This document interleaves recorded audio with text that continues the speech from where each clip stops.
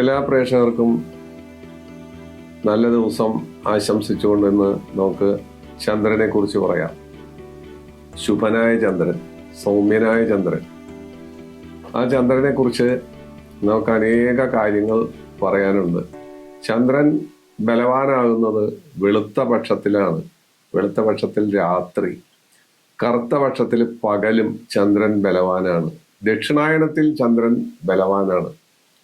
മനസ്സ്, അമ്മ, വീട്, വാഹനം മുതലായവയുടെ എല്ലാം പ്രഭവ കേന്ദ്രം ചന്ദ്രനാണ്. സൂര്യൻ അത്രയും തന്നെയോ അല്ലെങ്കിൽ സൂര്യനേക്കാൾ കൂടുതലോ പ്രാധാന്യം ചന്ദ്രനുണ്ട് എന്നർത്ഥം. ചന്ദ്രന് ശത്രുക്കളില്ല. പക്ഷെ ചന്ദ്രനോട് ചന്ദ്രന്റെ മകനായ ബുധന് ശത്രുതയുണ്ട്. വ്യാഴത്തിന് അല്പം മാനസിക വ്യഥയുണ്ട് ചന്ദ്രനോട്. അതെല്ലാം അവിടെ നിന്നോട്ടെ. ചന്ദ്രബലം എന്ന് പറയുന്നത് ചന്ദ്രനെ സംബന്ധിച്ച് ഏറ്റവും വലിയ കാര്യമാണ്. ചന്ദ്രന്റെ ബലം എന്ന് പറയുന്നത് വെളുത്ത പക്ഷത്തിലെ പഞ്ചമി മുതൽ ബലം തുടങ്ങും. വെളുത്ത പക്ഷത്തിലെ പഞ്ചമി മുതൽ ബലാധിക്യം വരും. വെളുത്ത പക്ഷത്തിലെ പഞ്ചമി മുതൽ പൂർണ്ണചന്ദ്രൻ വരെ ബലം വന്ന് ആ ബലം കറുത്ത പക്ഷത്തിലെ പഞ്ചമി വരെ നിൽക്കും. കറുത്ത പക്ഷ പഞ്ചമി വരെ ചന്ദ്രൻ പൂർണ്ണ ബലവാൻ തന്നെയാണ്. അത് കഴിഞ്ഞാൽ കറുത്ത പക്ഷത്തിലേക്ക് പോകുമ്പോൾ ബലം കുറയുന്നു.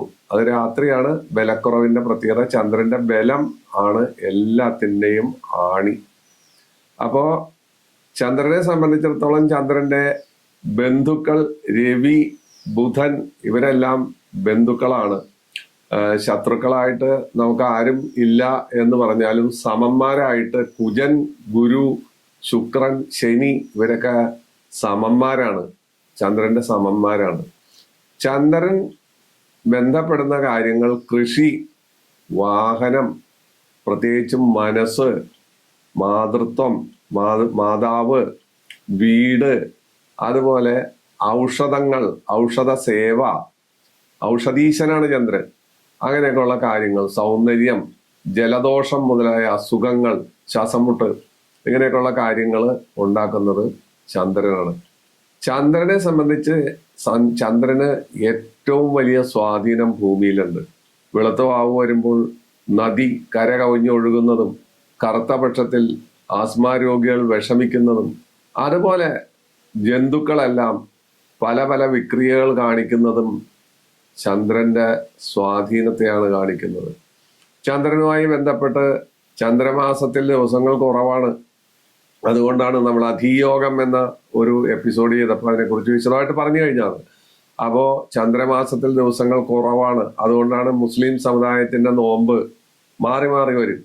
ഓരോ വർഷവും ഇപ്പോ മെയ് മാസത്തിൽ വന്നാൽ അടുത്ത വർഷം വേറൊരു മാസത്തിലായിരിക്കും വരുന്നത്. കാരണം അത് ചന്ദ്രമാസത്തെ ആസ്പദമാക്കിയാണ് കാര്യങ്ങൾ കൊണ്ടുപോകുന്നത്. അതുപോലെ നമ്മുടെ പല ഉത്സവങ്ങളും അതുപോലുള്ള കാര്യങ്ങളും ചന്ദ്രനെ ഡിപ്പെൻഡ് ചെയ്ത് ചന്ദ്രന്റെ തിഥിയെ ലക്ഷ്യമാക്കിയാണ്. ഇപ്പോൾ വൈക്കത്തെ അഷ്ടമിയാണ്. ആ അഷ്ടമി തിഥിയിലാണ് നടക്കുന്നത്.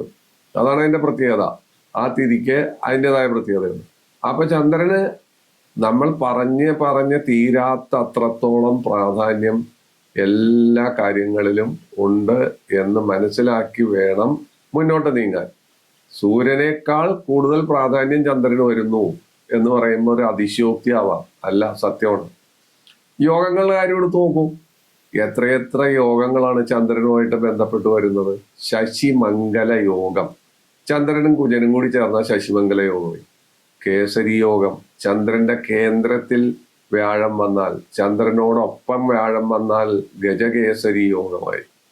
സുനഭായോഗം, അനഭായോഗം, ധുരുധുരായോഗം, ഇതുപോലെ യോഗങ്ങൾ എണ്ണി നോക്കിയാൽ അനേകം യോഗങ്ങൾ. ശരഭയോഗം, ചന്ദ്രന്റെ കേന്ദ്രത്തിൽ ശുക്രൻ വരുന്നത് ശരഭയോഗം. ഇങ്ങനെ യോഗങ്ങളുടെ പട്ടിക എടുത്താൽ ചന്ദ്രനുമായി ബന്ധപ്പെട്ട യോഗങ്ങൾക്കാണ് പ്രാധാന്യം. പക്ഷെ ഈ യോഗങ്ങൾ ഫലിക്കണമെങ്കിൽ ചന്ദ്രന്റെ ബലം വേണം. ചന്ദ്രന്റെ ബലത്തെ കുറിച്ച് ഞാൻ ആദ്യമേ പറഞ്ഞിട്ടാണ് യോഗങ്ങളെ കുറിച്ച് പറയുന്നത്. ഈ യോഗങ്ങളുണ്ടായി, എൻ്റെ ജാതകത്തില് ഇന്ന യോഗങ്ങളുണ്ട്, ആ യോഗങ്ങൾ ഫലിക്കുന്നില്ല എന്നൊക്കെ ആള് പറയണതിന് കാരണം നമ്മൾ ചൂഴ്ന്ന് അന്വേഷിക്കേണ്ടി വരും. ഏത് തിഥിയിലാണ് ജനിച്ചത്, എപ്പോഴാണ്, രാത്രിയാണോ പകലാണോ, ഉത്തരായണത്തിലാണോ ദക്ഷിണായനത്തിലാണോ എന്നെല്ലാം നമ്മൾ നോക്കിയിട്ടേ ഫലം പറയാവൂ. അതാണ് ഇതിന്റെ ഏറ്റവും വലിയ പ്രത്യേകത. ഇതൊരു കളിതമാശയല്ല. ഒറ്റ നോട്ടത്തിൽ പറയാവുന്നതോ ഒറ്റ നോട്ടത്തിൽ ചിന്തിക്കാവുന്നതോ ആയ കാര്യമല്ല. വളരെ ഗഹനമായി വളരെ കൂലങ്കഷമായി ചിന്തിച്ചാൽ മാത്രമേ കൃത്യമായ ഒരു ആൻസർ കിട്ടൂ. രണ്ടും കൂടി കൂട്ടിയാൽ 4 കിട്ടും. പക്ഷെ അത് 3 5 ആവാൻ പാടില്ല. ഇവിടുത്തെ നിയമം നമ്മൾ കൃത്യമായി തന്നെ പാലിച്ചാൽ മാത്രമേ ഇത് കിട്ടൂ. പിന്നെ ചന്ദ്രന്റെ സ്വക്ഷേത്രം ഏതാണ്? നമുക്കറിയാം, പലപ്പോഴും പറഞ്ഞിട്ടുണ്ട് ഞാനിത്.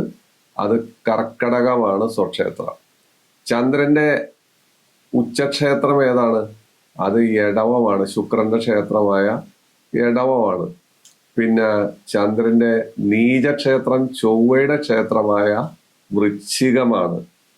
ചന്ദ്രൻ ഈ കൂറ് എന്ന് നിങ്ങൾ കേട്ട് കാണും. അശ്വതി, ഭരണി, കാർത്തിക, കാല്, മേടക്കൂറ്.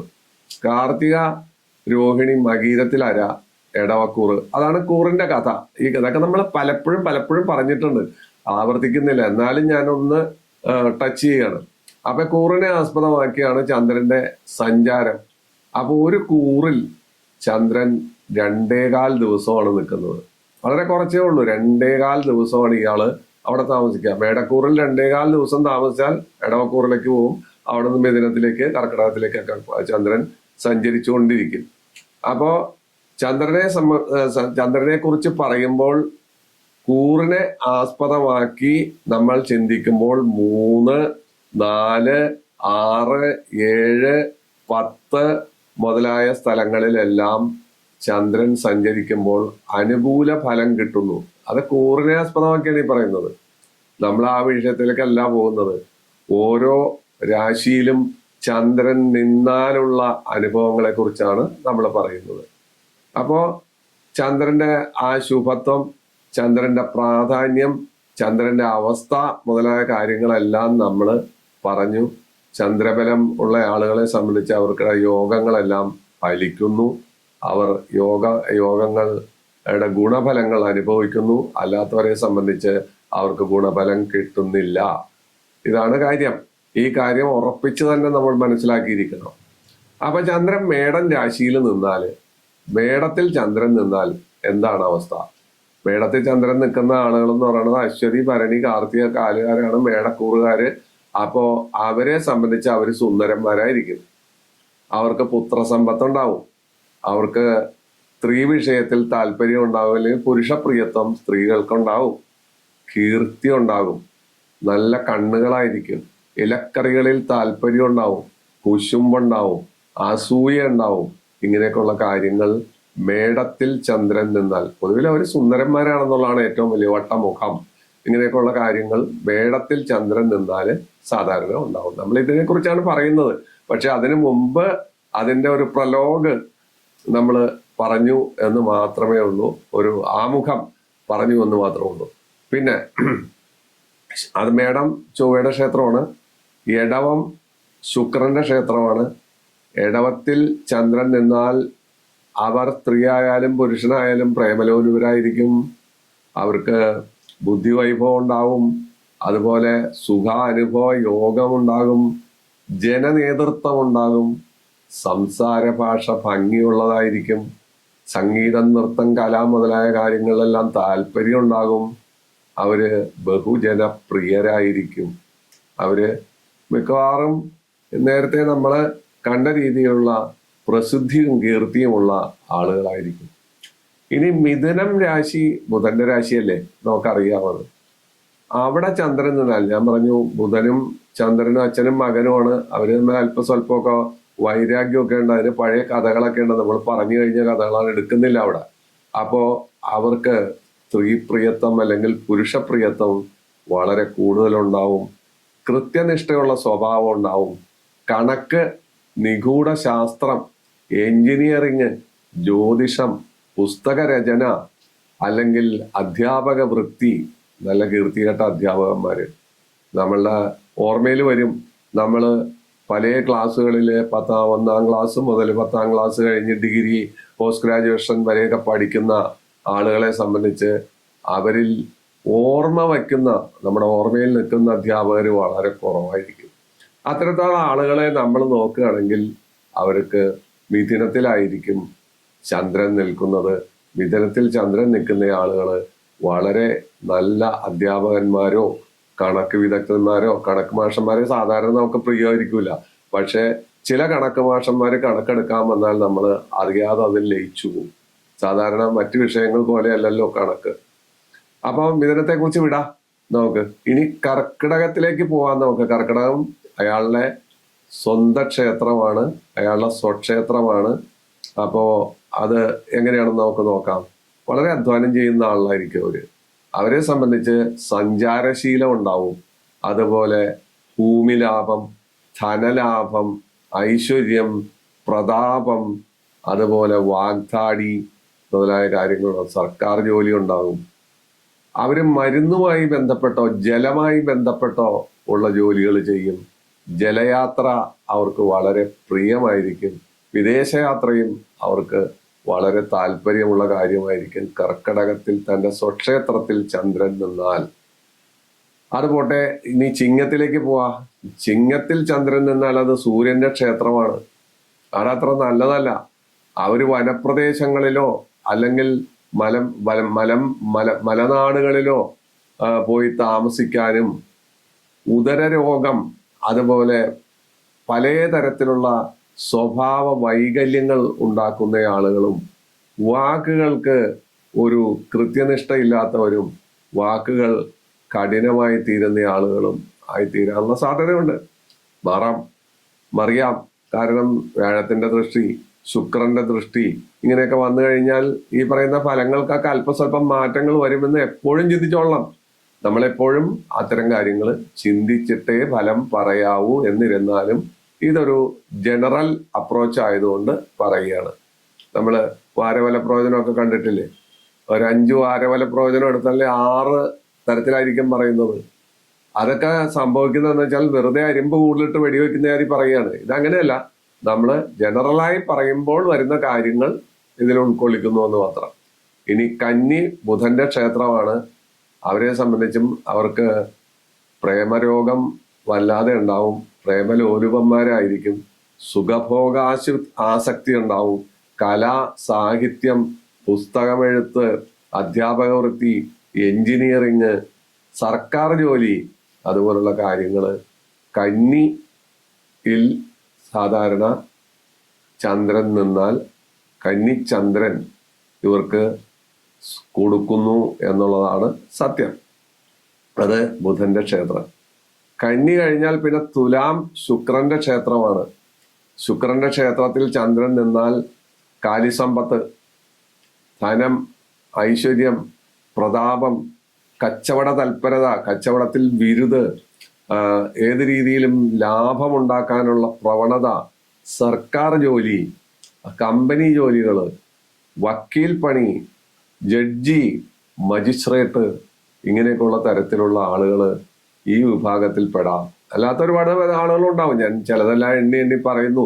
നമ്മുടെ നിത്യജീവിതത്തിൽ നമ്മൾ കണ്ടുമുട്ടാറുള്ള കുറെ ആളുകളെ കുറിച്ച് മാത്രമാണ് ഇതിൽ പറയുന്നത്. പറയുകയാണെങ്കിൽ ഒരുപാട് കാര്യങ്ങൾ പറഞ്ഞ് നമുക്ക് നീട്ടിക്കൊണ്ടുപോകാൻ പറ്റും. വൃശ്ചികം ചന്ദ്രന്റെ നീചക്ഷേത്രമാണ്.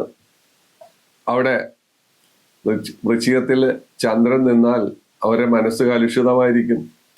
അവര് അന്യരോട് വൈരാഗ്യ മനസ്ഥിതി കാണിക്കും. സദ്ദാം ഹുസൈന് തോന്നിയ രീതിയിലുള്ള വൈരാഗ്യങ്ങൾ അയൽ രാജ്യങ്ങളോട് തോന്നാനും അല്ലെങ്കിൽ അയൽവക്കക്കാരോട് തോന്നാനും, കലഹം, അതുപോലെ സ്ത്രീ വിഷയത്തിലോ അല്ലെങ്കിൽ പുരുഷ വിഷയത്തിലോ പ്രിയം, വഴിവിട്ടുള്ള സഞ്ചാരങ്ങൾ, ധനാപഹരണം, ധനപരമായ കാര്യങ്ങളിൽ കൃത്യനിഷ്ഠയില്ലാതെ വരിക, മറ്റുള്ളവരുടെ ധനം നമ്മളിലേക്ക് വന്നോട്ടെ എന്ന് ചിന്തിച്ച് പെരുമാറുക മുതലായ കാര്യങ്ങൾ വൃശ്ചികത്തിലെ ചന്ദ്രൻ കൊണ്ടുവരും.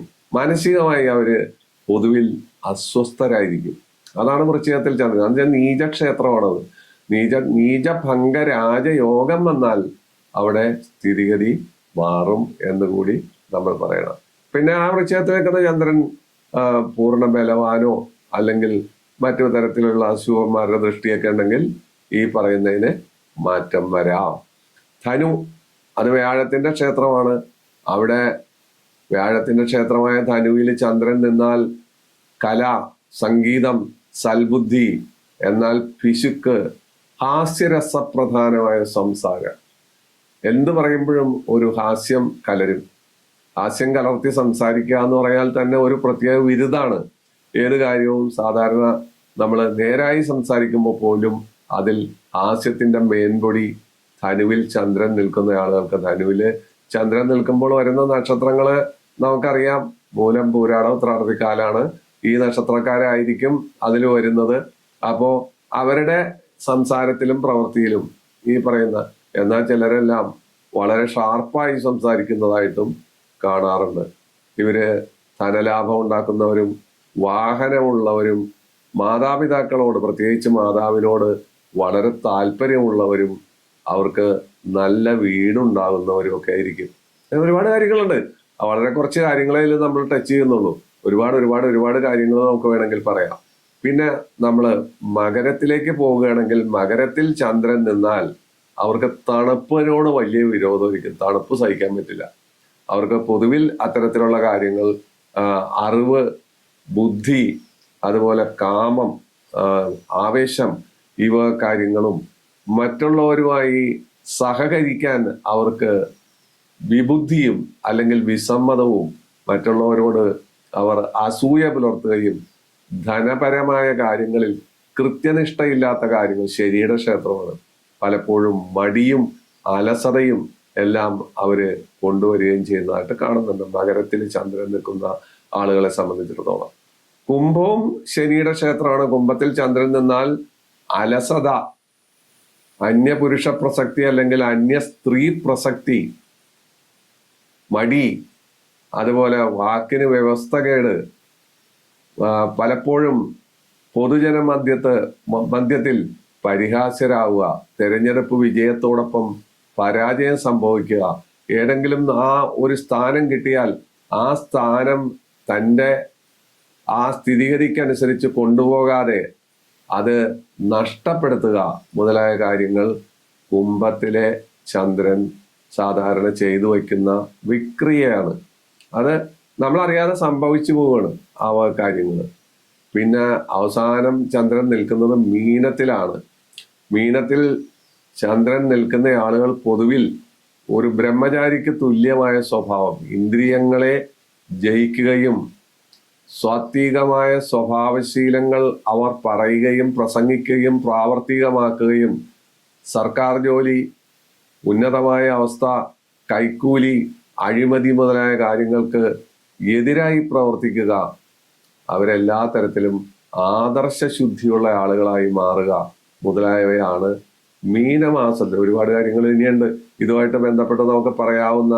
ധനം, ഐശ്വര്യം, പ്രതാപം, അതുപോലെ വളരെ തുറസായ സ്ഥലത്ത് വീട് വെച്ച് താമസിക്കുക, അത് പഴയ വീടുകളോട് അവർക്ക് പ്രിയം കാണിക്കുക, നല്ല വാഹനങ്ങൾ ഉണ്ടാകുക. വാഹനങ്ങൾ അവർ ഇടയ്ക്കിടയ്ക്ക് മാറിക്കൊണ്ടിരിക്കും. പുതിയ പുതിയ വാഹനങ്ങൾ അവര് വാങ്ങുകയും പഴയ വാഹനങ്ങൾ കൈവിടുകയും ചെയ്യുന്ന സ്വഭാവഗതി മീനമാസത്തില് ചന്ദ്രൻ ഉള്ള ആളുകൾക്ക് സാധാരണഗതിയിൽ കണ്ടുവരുന്നു.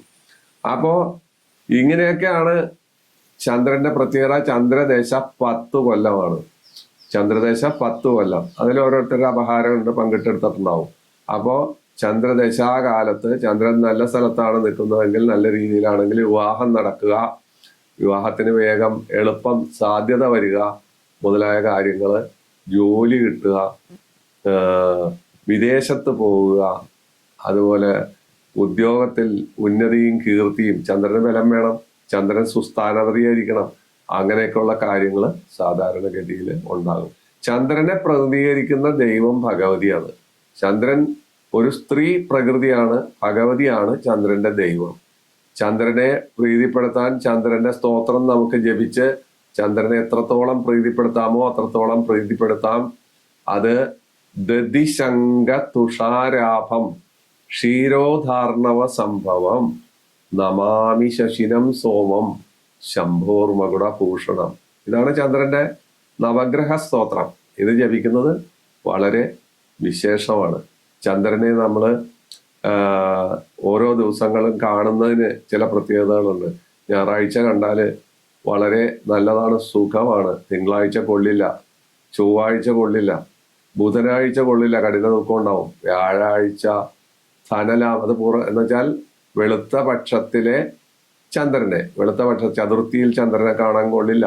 വ്യാഴാഴ്ചയും വെള്ളിയാഴ്ചയും ഞായറാഴ്ചയും കറുത്ത പക്ഷം കഴിഞ്ഞ് വെളുത്ത പക്ഷത്തിലേക്ക് വരുന്ന ചന്ദ്രനെ നമുക്ക് കണ്ടാൽ ഇത്തരത്തിലുള്ള ഗുണഫലങ്ങൾ ഉണ്ടാകും എന്ന് ആചാര്യന്മാർ പറയുന്നു. ചതുർത്ഥി കാണുന്നത്, നാലാം പിറ കാണുന്നത് നല്ലതല്ല, അത് ദോഷമാണ്.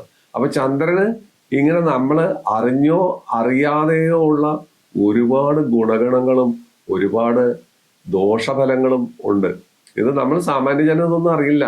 നമ്മൾ സഞ്ചരിക്കും, ചിലപ്പോൾ തിങ്കളാഴ്ച ചന്ദ്രനെ കണ്ടിട്ടുണ്ടാവും, അല്ലെങ്കിൽ ചൊവ്വാഴ്ച കണ്ടിട്ടുണ്ടാവും, കറുത്ത വർഷം കഴിഞ്ഞിട്ട് വെളുത്ത വർഷത്തിലേക്ക് വരുമ്പോൾ. അതൊക്കെ സർവ്വസാധാരണ സംഭവമാണ്. ഇതൊന്നും മനുഷ്യന് ഓർക്കാറുമില്ല, കാണാറുമില്ല, കേൾക്കാറുമില്ല. അതുപോലെ മുഹൂർത്ത നിശ്ചയങ്ങളിലും ചന്ദ്രന് പ്രാധാന്യമുണ്ട്. തിഥി, പല തിഥികളും മുഹൂർത്തത്തിനെ സംബന്ധിച്ച് വളരെ പ്രാധാന്യമുള്ള കാര്യമാണ്. അപ്പൊ ചന്ദ്രൻ മനുഷ്യ ജീവിതവുമായിട്ട് അഭേദ്യമായി ബന്ധപ്പെട്ട് നിൽക്കുന്നു. എല്ലാ ഗ്രഹങ്ങളും ബന്ധപ്പെടുന്നുണ്ട്. ചന്ദ്രനെ സംബന്ധിച്ച് നമുക്ക് വളരെ അടുത്തറിയുമ്പോൾ ഏറ്റവും കൂടുതൽ മനുഷ്യജീവിതവുമായിട്ട് അടുത്ത് നിൽക്കുന്നത് ചന്ദ്രനാണെന്ന് കാണാം. ഇത്രയും പറഞ്ഞ് ഈ അധ്യായം നിങ്ങളുടെ മുന്നിലേക്ക് സമർപ്പിക്കുന്നു. ഇഷ്ടപ്പെടുമെന്ന് കരുതുന്നു. വീണ്ടും നമുക്ക് അടുത്ത അധ്യായത്തിലേക്ക് പോകുന്നത് വരെ നല്ല നമസ്കാരം.